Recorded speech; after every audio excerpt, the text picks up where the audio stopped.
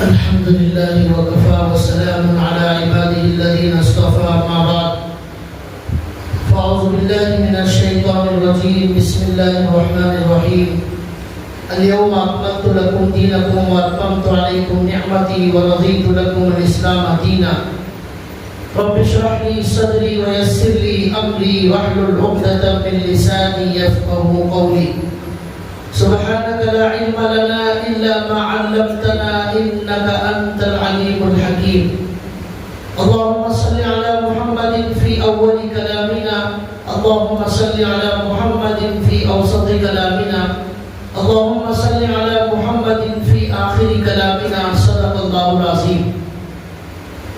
محترم دینی بھائیوں، گزشتہ جمعہ میں نے آپ کے سامنے اسلامی نئے سال کے بارے میں کچھ باتیں بتائی تھی کہ ہمارا نیا سال ہجری کا کیسے شروع ہوا، کب شروع ہوا، کس نے اس کی شروعات کی اور کیوں اس کو ہجرت کے واقعے سے ہمارا اسلامی نیا سال شروع کیا گیا. یہ ساری تفصیلات آپ کو بتائی تھی. اسی طرح جو سال کی شروعات ہے، ایک سوال یہ ہے کہ اس میں جو 12 مہینے ہیں، یہ 12 مہینوں کی تفصیل کیا ہے، یہ کب سے شروع ہوئے؟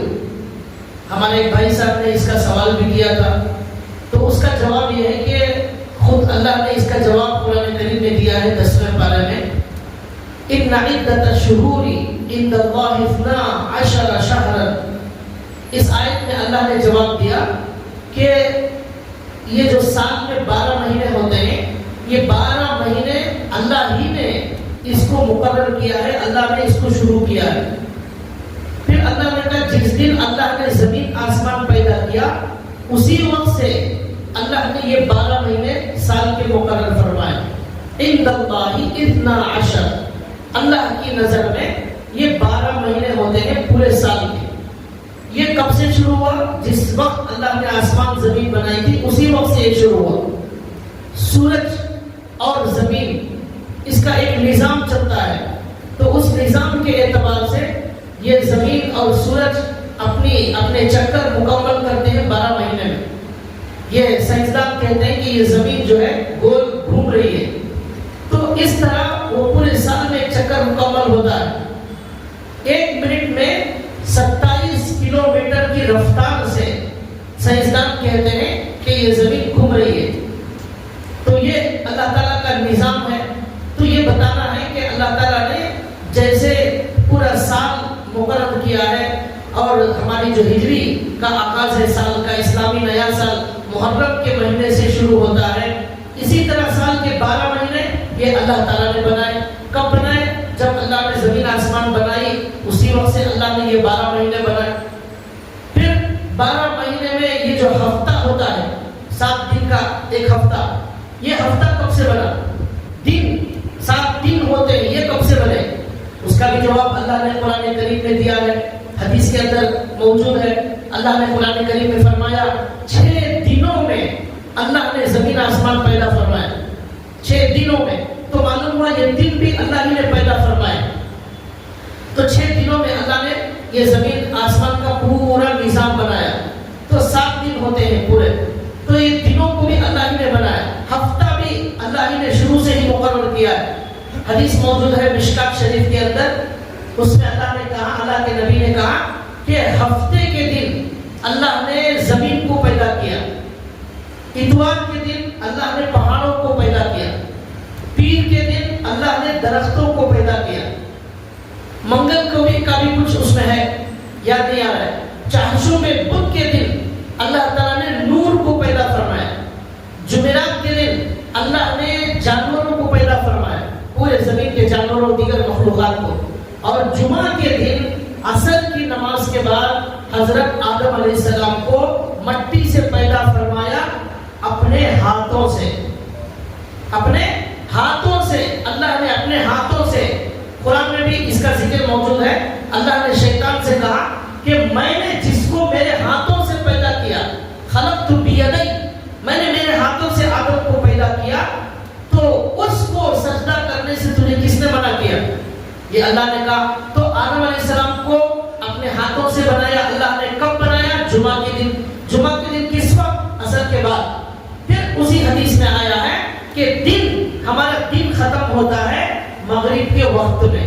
مغرب بعد ہمارا دن نیا شروع ہوتا ہے اسلامی حساب سے, اور مغرب سے پہلے تک جو دن ہے وہ دن ختم, وہاں سے رات شروع ہوتی ہے مغرب بعد سے. اور اسلامی اعتبار سے پہلے رات آتی ہے بعد میں دن آتا ہے. جیسے آج 10 محرم ہے, عاشورے کا دن, اس کی رات گزر چکی ہے کل. اب آنے والی جو رات ہے وہ عاشورے کی رات نہیں ہے, وہ 11 محرم کی رات ہے اب جو آنے والی ہے. جمعہ کی رات کب ہے؟ جمعہ کی رات چلے گئی کل, ابھی جو گئی فجر سے پہلے وہ گئی جمعہ کی رات. اب آنے والی جو رات ہے وہ ہفتے کی رات ہے. تو یہ اسلامی مہینے اور دن اور ہفتہ, اس کی کچھ تفصیل باقی تھی جو ہمارے بھائی صاحب نے سوال کیا تو میں نے اس کا جواب دیا. میں آج آپ کے سامنے 10 محرم کے بارے میں کچھ باتیں بتانا چاہتا ہوں. یہ جو بتایا گزشتہ جمعہ سے متعلق تھا. 10 محرم جو عاشورے کا دن ہے, اس کے اندر ہمیں کیا کرنے کا حکم دیا گیا ہے اور کیا نہیں کرنے کا حکم دیا گیا ہے, اس موضوع پر آپ کے سامنے کچھ باتیں بتانا ہے. سب سے پہلی بات, اللہ کے رسول صلی اللہ علیہ وسلم کی حدیث کے اندر آتا ہے کہ رمضان المبارک کے روزے فرض ہونے سے پہلے اللہ تعالیٰ نے محرم کے روزے کو فرض کیا تھا. رمضان کا روزہ بھی فرض نہیں ہوا تھا, لیکن محرم کا روزہ فرض تھا. لیکن بعد میں جب ہماری شریعت میں رمضان کا روزہ فرض قرار دے دیا گیا تو اب اللہ کے رسول صلی اللہ علیہ وسلم نے فرمایا کہ اب محرم کا روزہ فرض نہیں رہے گا, نفل رہے گا. اب جو چاہے رکھنا چاہے رکھے, اور نہیں رکھے گا تو کوئی گناہ نہیں ہوگا, رکھے گا تو ثواب ملے گا. یہ ہمارے نبی نے فرمایا. تو اس سے اس عاشورے کے روزے کی اہمیت اور فضیلت معلوم ہوئی. لیکن فرض ختم ہو گیا, نفل بھی ہے, اور نفل کا بھی ثواب کبھی کبھی اللہ تعالیٰ فرض سے بھی زیادہ دے دیتے ہیں. تو اس لیے کبھی نفل کو بھی معمولی نہیں سمجھنا چاہیے.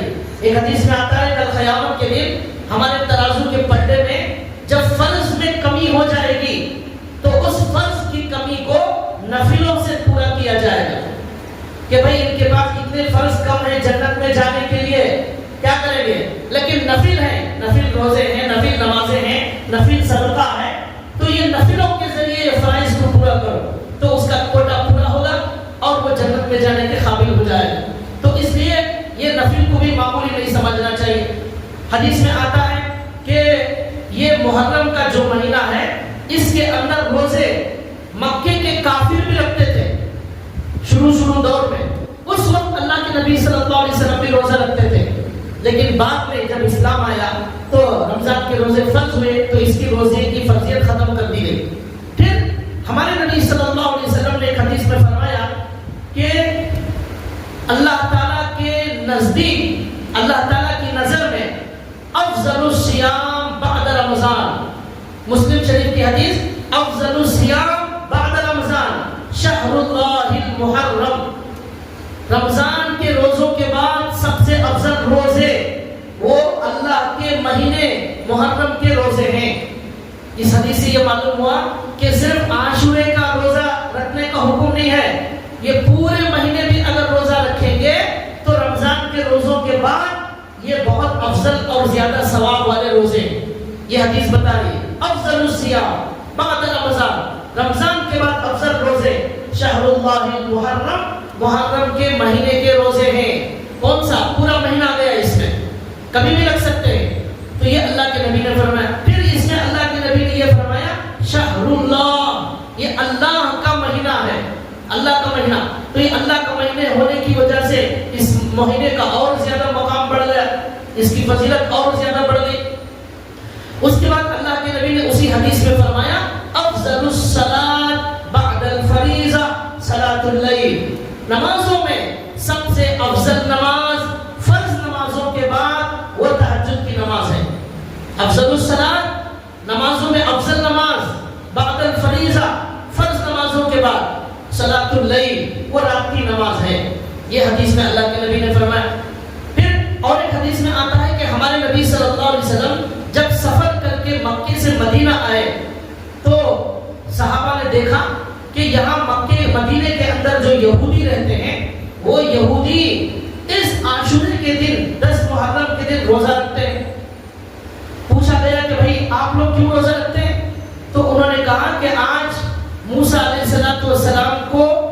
اللہ نے فرعون سے نجات دی تھی، فرعون سے نجات دی تھی آج کے دن اللہ تعالیٰ نے، اس لیے ہم اس خوشی میں روزہ رکھتے ہیں۔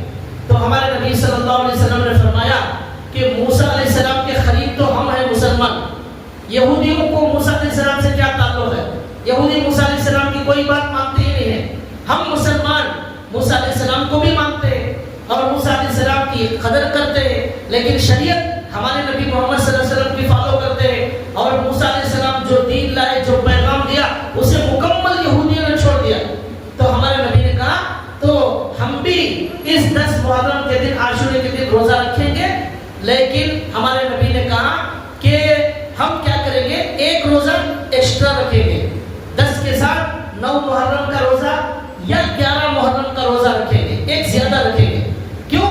اس لیے کہ یہودیوں کے جیسا ایک ہی دن روزہ ہم نہیں رکھیں گے، ہم ان کے جیسا بننا نہیں چاہتے، ہم ان کی نقل کرنا نہیں چاہتے، ہم ان سے کچھ الگ کرنا چاہتے ہیں۔ اسلام میں کسی بھی مذہب کی مشابہت اختیار کرنا یہ بالکل جائز نہیں، عبادات کے اندر بھی جائز نہیں ہے، اچھے کاموں میں بھی جائز نہیں ہے، تو اب ناجائز اور برے اور غلط کاموں میں کہاں سے جائز ہو سکتا ہے؟ اس سے یہ بھی معلوم ہوا۔ پھر ہمارے نبی نے کہا آئندہ سال اگر میں زندہ رہا، آئندہ سال اگر میری زندگی باقی رہی تو میں ایک روزہ زائد رکھوں گا، یہ ہمارے نبی نے کہا۔ لیکن آئندہ سال آنے سے پہلے محرم کا ہمارے نبی دنیا سے تشریف لے گئے، تو ہمارے نبی نے 2 روزے نہیں رکھے، لیکن خواہش ظاہر کی، کہا کہ اگر میں باحیات رہوں تو میں 2 روزے رکھوں گا۔ اس سے علماء اکرام کہتے ہیں کہ 2 روزے رکھنا بہتر ہے، زیادہ ثواب کا باعث ہے، لیکن اگر کوئی ایک بھی رکھے گا تو اسے وہ پورا ثواب ملے گا۔ کیوں؟ ہمارے نبی نے ایک ہی رکھا ہے، خواہش ہمارے نبی کی 2 روزے کی تھی، لیکن رکھا ایک ہی ہے ہمارے نبی نے، تو لہٰذا جو ایک بھی رکھے گا اسے پورا ثواب ملے گا۔ یہ نہیں کہہ سکتے کہ ایک روزہ رکھنا غلط ہے، مکروہ ہے۔ کیوں؟ اس لیے کہ ہمارے نبی نے ایک ہی رکھا ہے، تو ایک رکھنا غلط کیسے ہو جائے؟ ہاں 2 رکھنا زیادہ ثواب کی بات ہے، اس لیے کہ ہمارے نبی کی خواہش تھی۔ تو یہ روزے کے بارے میں ہمارے نبی نے بتایا، تو اس سے معلوم ہوا کہ محرم کے پورے مہینے کی فضیلت ہے، جب چاہے روزہ رکھو، رمضان کے بعد زیادہ ثواب، اور 10 محرم کا ایک ہی روزہ رکھیں گے تب بھی اس کی فضیلت یہ ہے کہ رمضان کے بعد کے روزوں میں زیادہ ثواب ملے گا، اور ایک حدیث میں یہ ہے پورے سال کے گناہ معاف ہوں گے۔ ایک روزے کا ثواب ہمارے نبی نے فرمایا مجھے امید ہے اللہ سے کہ ایک روزے کے بدلے میں اللہ پورے سال کے گناہ معاف فرمائیں گے۔ یہ بہت بڑا جو ہے بہت بڑی فضیلت ہمارے نبی نے بتائی، اور ہمارے نبی نے فرمایا کہ 2 رکھیں گے تو بھی زیادہ ثواب نہیں، ایک رکھیں گے تو بھی اسے ایک سال کی گناہوں کی معافی کا جو آفر ہے وہ اسے مل جائے گا۔ اور اس کے بارے میں بتایا کہ یہ نفل کا اس کا درجہ ہے۔ پھر اس حدیث سے ہمیں یہ بات بہت اہم معلوم ہوئی کہ یہودیوں کے جیسا مشابہت اختیار کرنا اور کسی بھی کافر، کسی بھی غیر قوم کی مشابہت اختیار کرنا یہ اسلام میں حرام اور ناجائز۔ من تشبہ بقوم فہو منہم، جو جس قوم کی مشابہت اختیار کرے گا وہ انہی میں سے ہوگا۔ اب روزہ رکھنے میں بھی غیروں کی مشابہت جائز نہیں ہے، تو پھر ہم بال رکھنے میں اور کپڑے پہننے میں، جوتے پہننے میں غیروں کی مشابہت کریں گے تو پھر وہ اللہ کو بہت زیادہ پسند نہیں آنے والی بات ہوگی۔ حدیث میں فرماتے ہیں جو جس قوم کی مشابہت اختیار کرے گا وہ انہی میں سے ہے، یہودیوں کے جیسا بنے گا یہودی ہے وہ، کافروں کے جیسا بنے گا کافروں میں شمار ہوگا، منافقوں کے جیسا بنے گا منافقوں میں شمار ہوگا۔ پیجامہ بعض لوگ نیچے لٹکاتے ہیں، حدیث میں اللہ کے نبی نے فرمایا یہ گھمنڈ اور تکبر کرنے والوں کا طریقہ ہے۔ پھر حدیث میں حضور نے فرمایا جو پیجامے کا نیچے حصہ لٹکتا رہے گا ٹخنوں سے نیچے وہ جہنم میں جلے گا۔ ما اسفل من الکعبین من الازار فی النار، جو حصہ پیجامے کا ٹخنے سے نیچے وہ جہنم میں جلے گا، جہنم میں۔ اور حضور نے کہا یہ تکبر کرنے والوں کا طریقہ ہے، یہ اللہ کے نبی کو پسند نہیں۔ تو اس میں بھی غیروں کی مشابہت جائز نہیں، بال یہاں بڑے رکھنا، یہاں پورے چھوٹے کر لینا، یہ سب غیروں کے طریقے سے آیا ہے۔ تو یہ سب کافروں کے طریقے پر چلنے کی سخت ممانعت، اور بالکل ہمارے نبی کو یہ پسند نہیں تھا۔ اسی لیے ہمارا سال الگ، ہمارا روزے کا طریقہ الگ، ہماری نماز کا طریقہ الگ، ہر چیز الگ، ہمارے بچے کے پیدا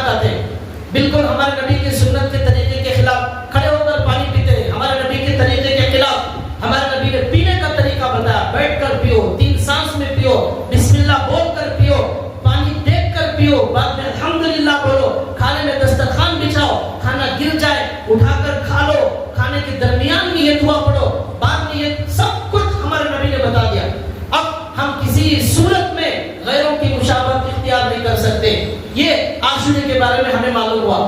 یہ پہلا کام ہے جو آج عاشورے کے دن کرنے کا ہے.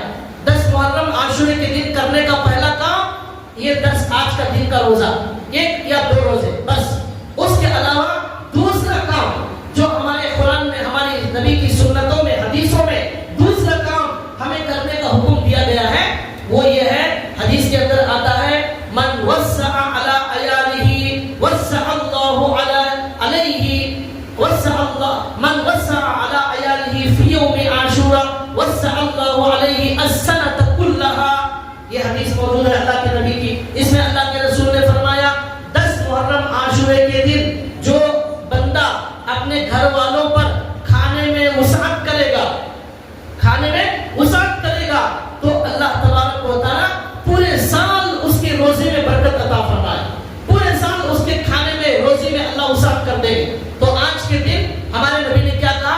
آپ بہتر سے بہتر کھانے بنا سکتے ہیں، اچھے سے اچھے کھانے بنا سکتے ہیں، میٹھا بنا سکتے ہیں اور بریانی بنا سکتے ہیں اور بھی 2-4 چیزیں بنا سکتے ہیں، اپنے گھر والوں کے ساتھ اور بھی کسی کو جوڑ سکتے ہیں، تو خود بھی کھا سکتے ہیں، دوسروں کو بھی دے سکتے ہیں. بہرحال ہر آدمی اپنی طاقت کے اعتبار سے جتنا بھی کر سکتا ہے وہ تھوڑا بہت اضافہ کر دے. یہ ہمارے نبی کا حکم. تو اس کی وجہ سے کیا ہوگا؟ پورے سال ہمارے رزق میں برکت ہوگی. ایسی حدیثیں لوگوں کو بہت پسند آتی ہیں اور اس پر عمل، اس پر بڑے خوشی سے سنتے بھی ہیں اور بہت زیادہ اسے پھیلاتے بھی ہیں. اور ہر واٹس ایپ میں یہی حدیث نظر آئے گی کہ ہر جگہ آج کے دن اچھا کھانا کھانا ہے، آج کے دن بریانی کھانا ہے، آج کے دن یہ سب بنانا ہے. ایسی حدیثیں بہت پسند آتی ہیں. نماز پڑھنے کا حکم بیان کیا جائے، فجر کو نہیں پڑھیں گے تو یہ سزا ملے گی، وہ بیان پسند نہیں آتا. فضائل، خوب فضائل بولو، یہ کریں گے یہ ہو جائے گا، یہ ہو، سزا مت بولو، یہ کریں گے جہنم میں چلے جائیں گے، یہ پسند نہیں آتا. تو ہمارے نبی صلی اللہ علیہ وسلم کو کدو بڑا پسند تھا، ہمارے نبی کو میٹھا بڑا پسند تھا. یہ سب بہت اچھی طرح یاد رہے گا. ہمارے نبی صلی اللہ علیہ وسلم کو تہجد بڑی پسند تھی. ہمارے نبی زندگی میں کبھی فرض نماز نہیں چھوڑتے تھے. ہمارے نبی مہینے کے 3 روزے رکھتے تھے. یہ پسند نہیں آتا. تو بہرحال جو ہے ہمارے نبی نے یہ فرمایا ہے کہ آج کے دن ہمیں کھانا بنانے کی اجازت ہے اور بہتر سے بہتر بنانے کی اجازت ہے اور اپنے ساتھ گھر والوں کے اور بھی کچھ لوگوں کو کھلانے کی اجازت ہے. اس کی برکت سے انشاءاللہ پورے سال برکت رہے گی. بہت سارے بزرگوں نے یہ کہا ہے کہ ہم نے اس حدیث پر عمل کیا، ہم نے تجربہ کیا کہ آج ہم نے اپنے گھروں کے اندر دسترخوان کو وسیع کر دیا تو اللہ نے اس کی برکت سے ہمارے رزق میں بہت برکت دے دی. ہم نے پورا سال اس برکت کو محسوس کیا. تو جہاں عمل کرنے کی گنجائش ہے وہاں عمل کر سکتے ہیں. تو یہ دوسرا سبق ہے جو محرم کے 10 تاریخ کو کرنے کا ہے، روزہ پہلا، اور دوسرا یہ جس کے اندر دسترخوان کو وسیع کرنے کا حکم دیا گیا ہے. یہ 2 ہی باتیں 10 محرم کے دن اور عاشورے کے دن کرنے کی ہیں. اس کے علاوہ تیسری کوئی بھی بات اس عاشورے کے دن کرنے کی نہیں ہے. اس کے علاوہ کوئی بھی بات قرآن سے ثابت نہیں ہے. اس کے علاوہ کوئی بھی بات حدیث سے ثابت نہیں ہے. اس کے علاوہ اگر آپ کہیں بھی کچھ بھی ہوتا ہوا دیکھیں تو آپ سمجھ لیں کہ یہ جو ہے قرآن کے خلاف ہو رہا ہے، یہ حدیث کے خلاف ہو رہا ہے. یہ 2 کے علاوہ کچھ بھی ثابت نہیں ہے. اور جو بھی کرنے والے ہیں وہ کوئی بھی حدیث پیش نہیں کر سکتے، قرآن کی کوئی آیت پیش نہیں کر سکتے. وہ جو بھی کر رہے ہیں وہ من گھڑت ہے، وہ بدعت ہے اور وہ اسلام میں اضافہ ہے. اسلام میں اضافے کی اجازت نہیں. مثال کے طور پر کیا کرتے ہیں؟ عاشورے کے دن شوق مناتے ہیں. شوق مانے کیا؟ ماتم. کس کا ماتم مناتے ہیں؟ امام حسین رضی اللہ تعالیٰ عنہ کا ماتم. اور ماتم میں کیا کریں گے؟ سینے کو ماریں گے، سر پھوڑ لیں گے، کپڑے پھاڑ لیں گے، چہرے پر ماریں گے اور جو ہے آگ میں جلیں گے. اور ایک ویڈیو آئی اس میں آگ میں ایک حضرت نماز پڑھ رہے ہیں، مسجد میں نماز پڑھنے تیار نہیں ہے، یا نیچے بہترین قالین بچھا ہوا ہے، پنکھے لگے ہوئے ہیں کیا، اور ان کے لیے سارے لائٹ کا انتظام ہے، بہترین مسجدیں بنائیے، یہاں نماز پڑھنے تیار نہیں ہے، آگ کے اندر نماز پڑھ کر وہ ویڈیو بنا رہا ہے. تو بتانا یہ چاہتا ہے بہت بڑا کارنامہ انجام دے رہا ہے. بھائی آگ میں پڑھنے کی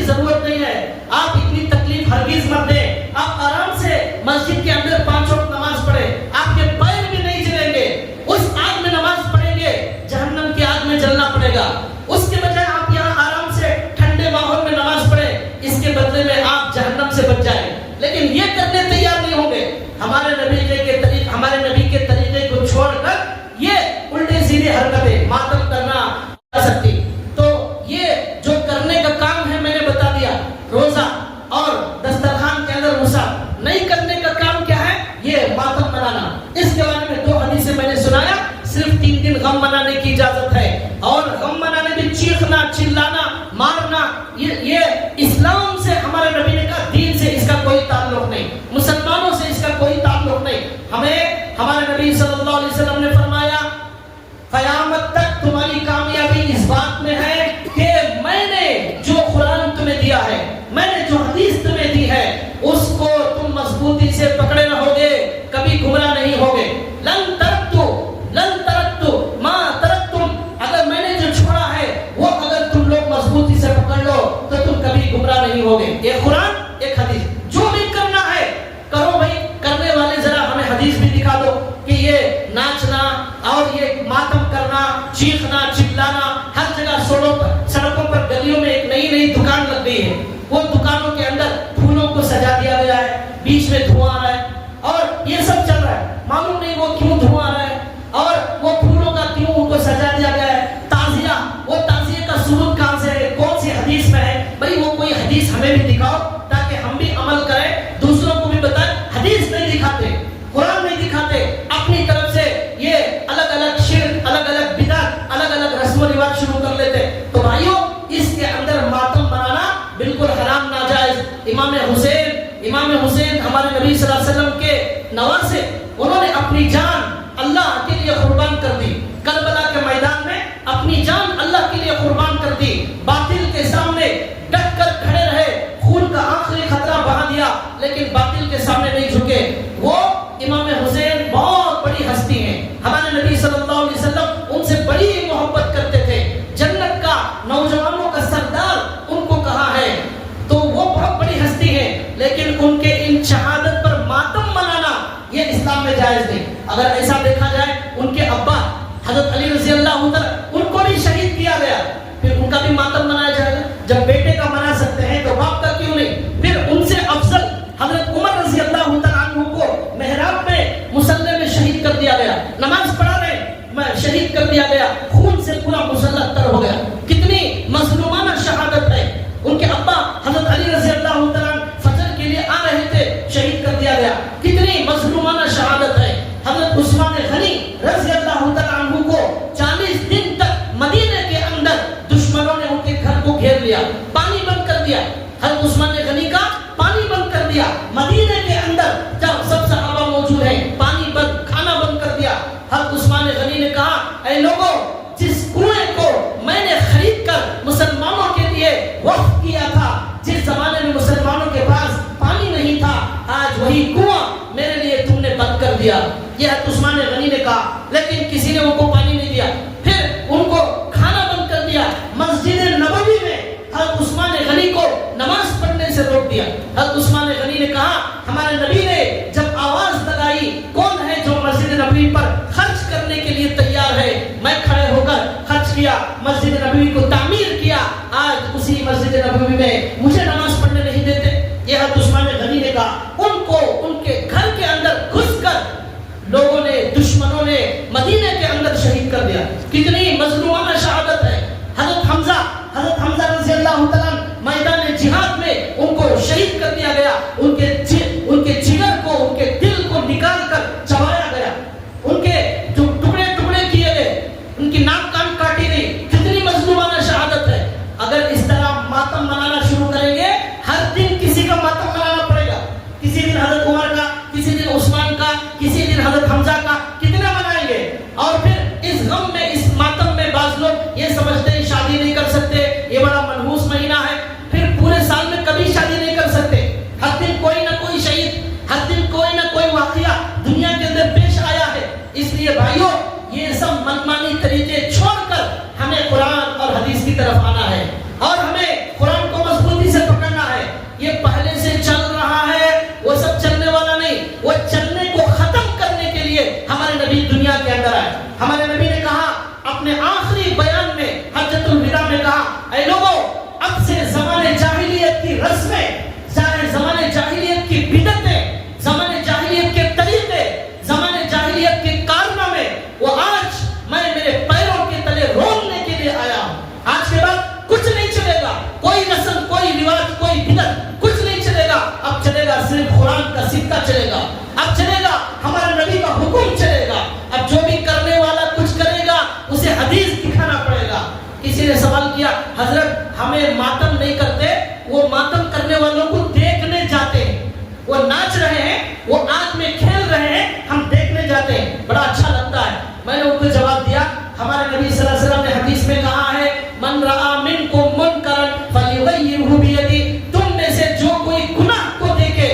اپنے ہاتھ سے روکو. گناہ کو دیکھے, غلط کو دیکھے, بدعت کو دیکھے, اپنے ہاتھ سے روکو.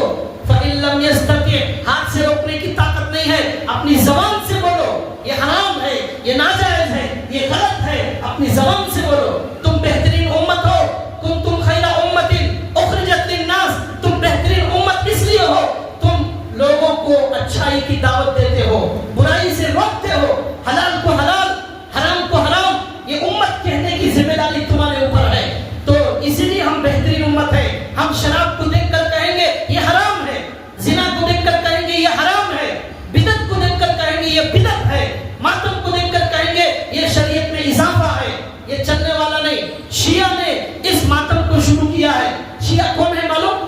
ہمارے نبی صلی اللہ علیہ وسلم سے زیادہ مقام حضرت علی کا بتانے والے کا نام شیعہ. شیعہ کی نظر میں حضرت علی کا مقام ہمارے نبی سے زیادہ ہے. اور وہ کہتے ہیں حضرت جبریل غلطی سے ہمارے نبی کے پاس چلے گئے, حضرت علی کے پاس آنا تھا وہی لے کر. یہ کہنے والے شیعہ, انہوں نے اس ماتم کو شروع کیا ہے. اور کیا عقیدے ہیں شیعہ کے؟ حضرت عمر کو گالی دینا, حضرت ابو بکر کو گالی دینا, اما عائشہ پر الزام لگانا, ایسے بدترین عقیدے ان کے ہیں. انہوں نے ان بدعتوں کو شروع کیا اور اس ناچنے کو شروع کیا, اور یہ آگ میں چلنا, یہ ماتم کرنا وہاں سے شروع ہوا ہے. ہمارے نبی صلی اللہ علیہ وسلم نے کہا لوگوں قرآن اور حدیث کو مضبوط پکڑو. امام حسین جو شہید ہو گئے, پوری زندگی ان کے نانا کی سنت پر چلتے تھے, ہمارے نبی کے شریعت پر چلتے تھے. قرآن اور حدیث کے خلاف انہوں نے کبھی نہیں کیا. حضرت علی نے کبھی قرآن حدیث کے خلاف نہیں کیا. بعد والوں نے اپنی طرف سے جو ہے من گھڑت چیزوں کو شروع کر دیا. بھائیو, اس میں نجات نہیں ہے, اس میں کامیابی نہیں ہے. میں نے کہا ہمارے نبی نے سکھایا غلط کو دیکھ کر غلط بولو, ہاتھ سے نہیں بول سکتے, زبان سے بولو. نہیں, دل میں برا سمجھو. من رأى منكم منكرا فليغيره بيده وإن لم يستطع فبلسانه وإن لم يستطع فبقلبه وذلك أضعف الإيمان. زبان, ہاتھ سے روکو گناہ کو, ورنہ زبان سے برا کہو. نہیں کر سکتے, کم سے کم دل میں گناہ کو گناہ سمجھو, برائی کو برائی سمجھو, بدعت کو بدعت سمجھو. اگر دل میں بھی برا نہیں سمجھیں گے تمہارا ایمان خطرے میں پڑ جائے. کمزور ایمان والا کم سے کم دل میں برا سمجھے. اب ہم جو ہے ناچنے والوں کو دیکھنے کے لیے جائیں گے, ماتم کا تماشا دیکھنے جائیں گے, تو گویا کہ ہم اس گناہ کو, اس بدعت کو ہم صحیح سمجھتے ہیں, اور اس بدعت کو ہم سمجھتے ہیں یہ صحیح کام کر رہے ہیں, بڑا اچھا کام کر رہے ہیں. گناہ کو نیک کام سمجھنا انسان کو کافر بنا دیتا ہے. گناہ کو نیک کام سمجھنا انسان کو کافر بنا دیتا ہے. گناہ پر افسوس ہونا چاہیے, گناہ پر رونا چاہیے. ارے یہ امت کا کیا حال ہو گیا, یہ امت کس طرح بدعت کے اندر مبتلا ہو گئی, کس طرح یہ امت گمراہی کے اندر مبتلا ہو گئی, کس طرح یہ امت حدیث کو چھوڑ کر جا رہی ہے, قرآن کو چھوڑ کر جا رہی ہے. اے اللہ ان کو ہدایت عطا فرما. یہ غم ہونے کے بجائے خوشیوں سے جا کر ناچنے والوں کو دیکھ رہے ہیں, یہ دیکھنے کی چیز نہیں ہے, یہ رونے کی چیز ہے, یہ دعا کرنے کی چیز ہے. اللہ اے اللہ, شیطان نے ہمارے مسلمانوں کو کس طرح برباد کر دیا, ان کو راہ راست سے ہٹا دیا. اللہ ان کو ہدایت عطا فرما. یہ غم منانے کا موقع تھا, اس طرح دیکھنے کی بھی اجازت شریعت کے اندر موجود نہیں ہے. ہمارے نبی صلی اللہ علیہ وسلم نے اللہ آخری زندگی میں اللہ نے قرآن میں نازل فرمایا الیوم اکملت لکم دینکم واتممت علیکم نعمتی ورضیت لکم الاسلام دینا. اے لوگوں کان کھول کر سن لو, اب دین مکمل ہو گیا, اب شریعت مکمل ہو گئی. اب اس کے اندر ایک ذرہ برابر کوئی اضافہ نہیں کر سکتا, اپنی طرف سے کوئی اضافہ نہیں, ایکسٹرا کچھ نہیں کر سکتے. وہی کرنا ہے جو ہمارے نبی نے کیا, وہی کرنا ہے جو حدیثوں کے اندر موجود ہے, اس کے علاوہ کرنے کی اجازت نہیں. 2 رکعت نماز پڑھتے ہیں, 4 رکعت والی نماز میں 2 رکعت کے بعد کیا کرنا ہے, اشہد ان لا الہ الا اللہ واشہد ان محمد رسول اللہ پڑھنے کے بعد اٹھ کر کھڑے ہو جانا ہے. اب کوئی کہنے لگے نہیں میرا دل چاہتا ہے میرے نبی پر درود پڑھے بغیر میں اٹھ کر 2 رکعت کے بعد نہیں کھڑا ہوگا, درود نہیں پڑھوں گا. حالانکہ 2 رکعت کے بعد درود نہیں پڑھنا ہے. اب اگر پڑھے گا تو وہ جو ہے گنہگار ہوگا, اس کی نماز نہیں ہوگی, سہو سجدہ کرنا پڑے گا. معلوم ہوا درود جہاں پڑھنا ہے وہاں پڑھنا ہے, جہاں نہیں پڑھنا ہے وہاں نہیں پڑھنا ہے. روزہ رکھنا بہت بڑا ثواب کا کام ہے, عید کے دن روزہ رکھ لے گا گنہگار ہوگا, حرام ہے عید کے دن روزہ رکھنا.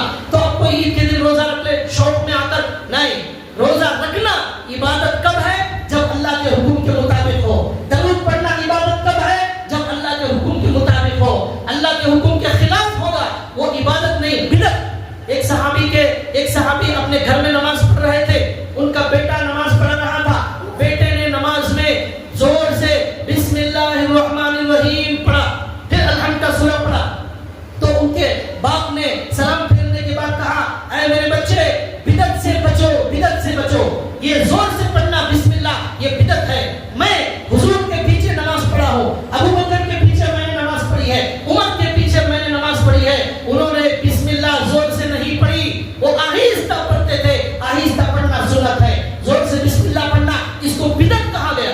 اب کوئی کہنے لگے وہ بسم اللہ زور سے پڑھ لیا کیا ہو گیا؟ کیا ہو گیا؟ بہت بڑا حادثہ ہو گیا۔ کیا ہو گیا؟ ہمارے نبی کی مخالفت ہو گئی، ہمارے نبی کی مرضی کے خلاف نماز ہو گئی۔ ہم اذان دیتے ہیں، آخر میں لا الہ الا اللہ پر ہماری نماز ختم۔ اب کوئی کہنے لگے لا الہ الا اللہ پر کیوں ختم ہو رہی ہے؟ محمد رسول اللہ بولے تو کیا ہو گیا؟ بہت بڑا حادثہ ہو گیا، ہمارے نبی کی مخالفت ہو گئی، ہمارے نبی کے طریقے کو چھوڑ دیا، اس لیے جو ہے یہ بالکل غلط اذان ہوگی، اس اذان کو برداشت نہیں کیا جائے گا۔ محمد کا نام لیے بغیر ہمارا کلمہ مکمل نہیں ہوتا، لیکن وہ کلمہ کہاں پڑھنا ہے کہاں نہیں پڑھنا ہے یہ ہمارے نبی کے حکم کے مطابق ہوگا۔ ایک صاحب آئے عید کے میدان میں 2 رکعت نفل نماز پڑھنے کے لیے کھڑے ہو گئے۔ حضرت علی رضی اللہ تعالیٰ عنہ آئے اور آ کر دیکھا یہ آدمی 2 رکعت نفل نماز پڑھ رہا ہے عید کی نماز سے پہلے۔ مسئلہ یہ ہے عید کی نماز سے پہلے، عید کی نماز کے بعد عیدگاہ میں نفل پڑھنا جائز نہیں، صرف عید کی نماز پڑھنا ہے، آ جانا ہے۔ یہ صاحب کھڑے ہو گئے شوق میں اور اللہ اکبر نفل کی نیت باندھ لی۔ حضرت علی آئے اور کہنے لگے نماز توڑو، نماز توڑو۔ ہمارے نبی نے کبھی بھی اپنی زندگی میں عیدگاہ میں نفل نماز نہیں پڑھی ہے۔ وہ صاحب کہنے لگے حضرت علی سے کیا میں نماز پڑھ لیا تو اللہ مجھے عذاب دیں گے؟ یہ کوئی گناہ کر رہا ہوں؟ یہ تو اچھا کام کر رہا ہوں، نماز پڑھنے پر اللہ کیوں ناراض ہو جائیں گے؟ اللہ کیوں عذاب دیں گے؟ حضرت علی نے اس کا زبردست جواب دیا اور کہا کہ اللہ ناراض بھی ہوں گے، تجھے سزا بھی دیں گے، عذاب بھی دیں گے۔ کیوں؟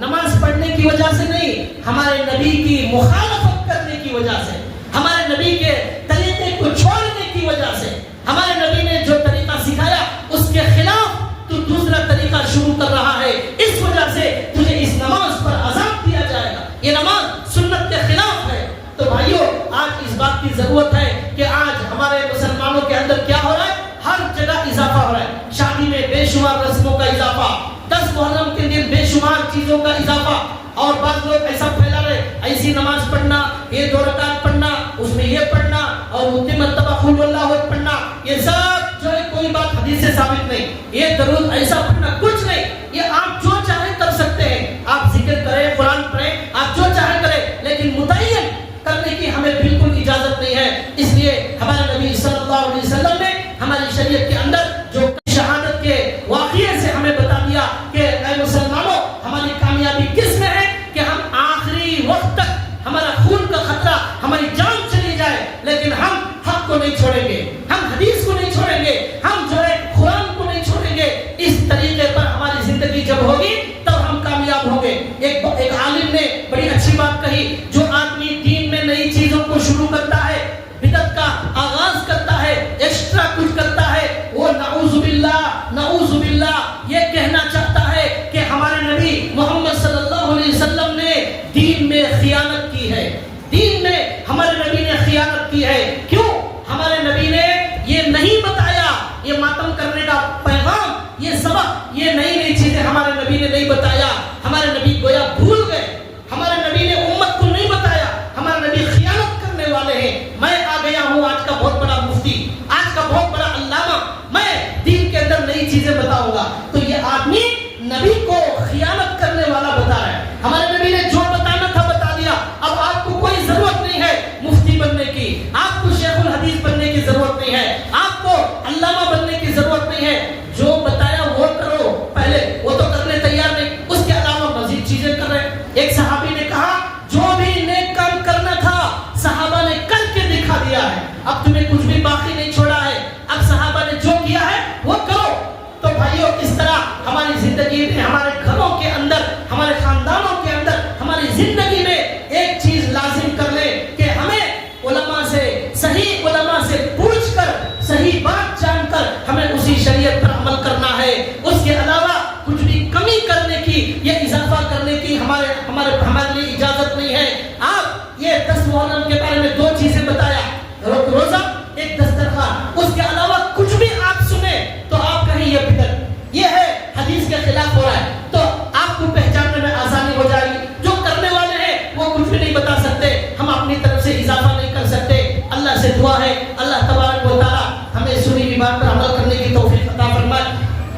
کچھ اعلانات ہیں؟